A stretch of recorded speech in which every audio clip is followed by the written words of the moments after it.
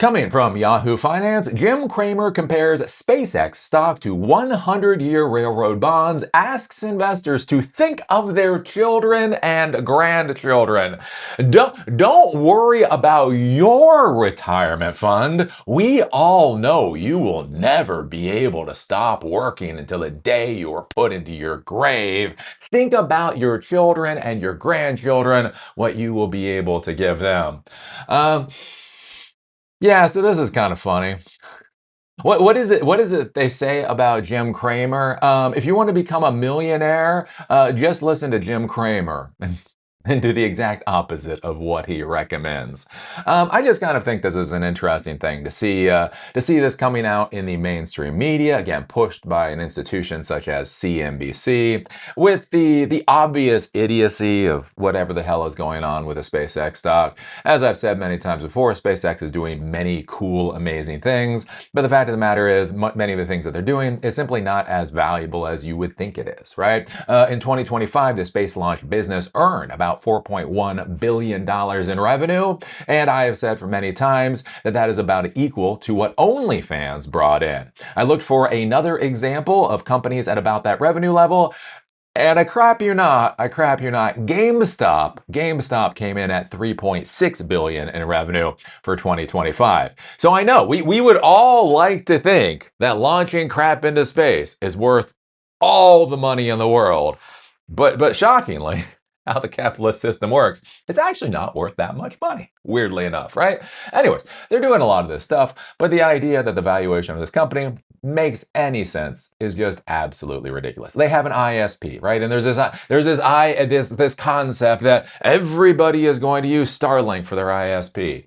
It's like, why? If you can get fiber. Look, if you're in the middle of nowhere and you can't get fiber, then use Starlink, right? If you're on a plane, if you're on a ship, if you're in any of those kind of locations, Starlink is great. But here's the deal. Day in and day out, fiber will spank Starlink's ass all day long, right? But again, there's this idea like everybody's gonna be on Starlink. And so this whole AI thing, right? Oh, the real value of SpaceX isn't space launch capacity, isn't an internet service company. It's actually AI, right? Because they have the AI company that nobody really wants to use. So obviously, that's worth trillions of dollars. And so what's kind of interesting here is to see Jim Cramer come out and basically very cravingly try to pretend like this stock is actually worth anything. And that's a curious thing with this too. And that's what's like so weird with like the mainstream media and these types of people is it's just a weird play. Because one of the things he says is he's like, well, the value of the stock isn't there now, but it will be there in the future. And maybe. But here's the thing. If that's the case, why wouldn't you invest in something different now, get the returns on that investment until SpaceX figures out what the hell it's trying to do, and then invest in SpaceX later? Like why, and that's the interesting thing, why as an investor do you need to invest in SpaceX now? Why not wait a year? Why not wait 2 years? Why not wait 5 years? Why is the idea desperately, right? And I think the reason is because, again, we have capture of the mainstream media. One of the biggest problems we have right now with Elon Musk is he has captured so many of the institutions that are supposed to keep him within some kind of constraints. We talked about this before with Tesla, right? He appears to have captured the board at Tesla. The board of directors is supposed to look out for shareholder value. The board of directors is not there for the founder, it's not there for the CEO. It is there for the shareholder value. And what you see so many times is Elon Musk seems to tell the board what he wants done, and then they just do it, right? It appears captured, right? If you look at SpaceX right now, he has all the voting shares. He's got all the voting shares, right? Super majority voting shares. Nobody can vote him out. He's the owner of the company. He's like the head of the board. He's all this stuff. There's nobody there to constrain him. He goes to NASDAQ. He goes to NASDAQ and says, "Hey, I want to be part of the NASDAQ 100." And it's like, well, there's normally a cooling off period after you IPO.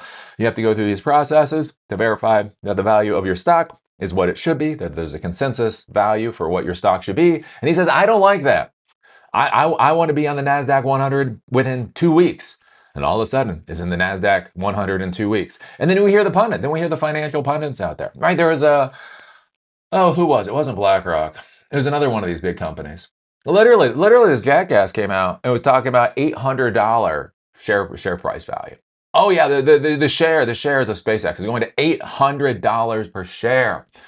Now, it doesn't make a damn bit of sense. And I got to tell you right now, my biggest concern with Elon Musk, is not about Elon Musk. It's not even about Starlink or SpaceX or Tesla or whatever else.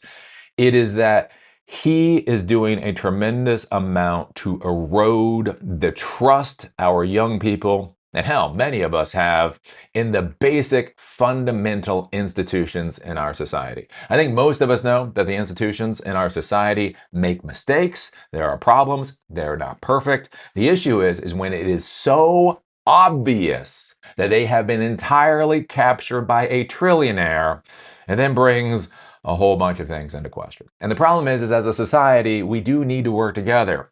We do need to have some level of trust. I think about that when I did the military stuff and the paramilitary stuff. One of the things at the end of the day is you had to trust your equipment, right? You sit there and you check your equipment and you check your equipment and you check your equipment and you check your buddy's equipment, your buddy checks your equipment, and you check and you check and you check and you check, and then it's go time, and then you just have to trust your equipment. When you're halfway down a fucking rope, it's not the time to wonder if you properly, went through and made sure the rope was looking how it was supposed to do, right? But the important thing to understand is in the civilian world is the same thing. We need to have fundamental trust in our organizations. There may be problems out there, but you need to feel as if they are going to work to at least a basic degree. And when Elon Musk has so obviously captured so many pillars of our society, so that they're at this point, right? They're just talking heads. His hand is firmly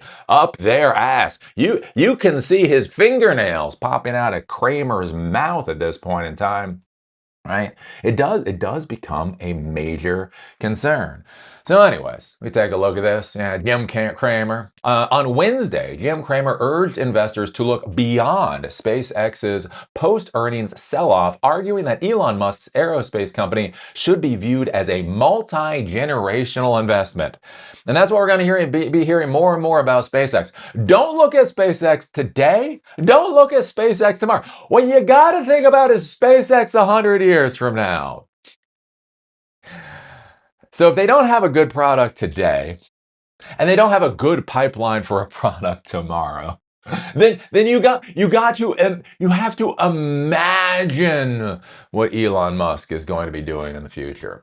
During Wednesday's episode of CNBC's Mad Money, Cramer said investors should think about where SpaceX could be in decades rather than focusing on short-term earnings or the stock's recent decline. Cramer compared the company to century-long railroad bonds that ultimately rewarded patient investors. Quote, back in the day, people bought 100-year railroad bonds that paid off. SpaceX could be a 100-year piece of paper too.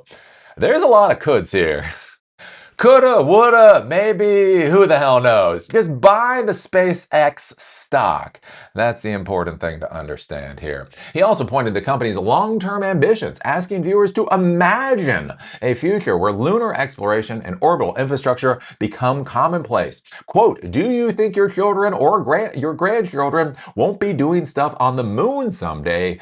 Cramer said. He added that orbital data centers powered by the sun could one day become a practical solution as demand for AI computing grows. So we could be on the moon. There could be AI data centers. Elon Musk could be doing something. And that's what you're investing in with SpaceX. What could happen? Let's see here. Why Cramer still likes SpaceX. Despite those headwinds, Cramer argued that SpaceX's long-term investment case remains intact because of Musk's track record of executing ambitious, capital-intensive projects. Quote, I would never recommend SpaceX if Musk weren't involved, he said. Quote, I'm confident that Musk can raise all the money he needs. And again, I think this is kind of the interesting thing with looking at Musk in 2026 versus 2016 versus 2006, and really asking the question, is he still the man he was in 2016? We all get older. We all get slower. Time starts to pass all of us by. And if you look at Elon Musk's successes, they haven't been great for a while, right? Tesla has stagnated, right? We talk about the Roadster. God knows what's happened to the Roadster. We talk about the semi-truck. Apparently, maybe something is happening with the semi-truck. We talk about the Cybertruck. Fucking failure. He literally had SpaceX buy the Cybertrucks just to pretend that shit wasn't a goddamn failure, right? We talk about the Optimus robots, right? I literally was just at an AI conference, and they had an Optimus robot bolted to a frame. Unitree's robot was dancing around and doing all kinds of wacky, fancy shit. The Optimus robot was literally bolted to a frame, sitting there like a damn statue. Again, we've heard about robo taxis. Again, being in Las Vegas, I saw a cyber cab. Yep, it was sitting there on the cement with the doors open. Wow, that was amazing. You know what was even more amazing? When I went out to the Las Vegas Strip and Zooks were zipping by. Literally at one point, two Zooks were zipping by at the exact same time. Right? But for some reason, right, the interesting part with Elon Musk is his successes nobody ever forgets about, but his long list and growing list of failures, for some reason, that is massively overlooked. Again, we take a look at this Optimus robot thing.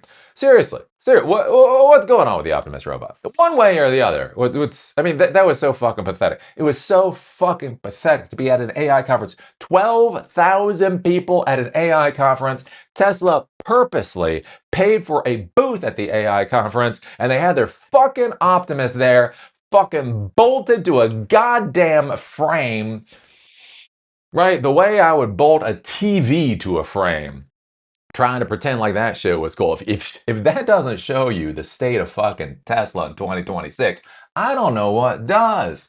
And so there's this idea like, well, you gotta bet on Elon Musk. Look at how good he's doing.